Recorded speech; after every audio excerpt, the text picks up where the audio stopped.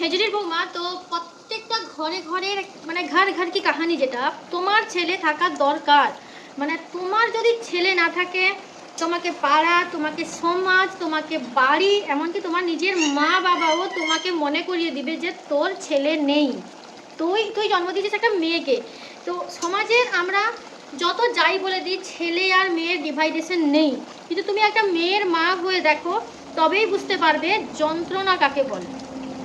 মানে তোমাকে প্রতিটা মুহূর্তে শুধু তোমার মানে পরিবার, বাবা মা, তোমার প্রতিবেশী, মানে সব ক্ষেত্রে সব জায়গায় তোমার যে একটা ছেলে নেই, তোমাকে মানে বারবার করে স্মরণ করিয়ে দেওয়া হবে তোমার ছেলে নেই। মানে যারা মানে মেয়ের মা, তো কোথাও গিয়ে দেয়ালে পিঠ থেকে গেলে মনে হয় যে একটা ছেলে থাকলে মনে হয় ভালো হতো।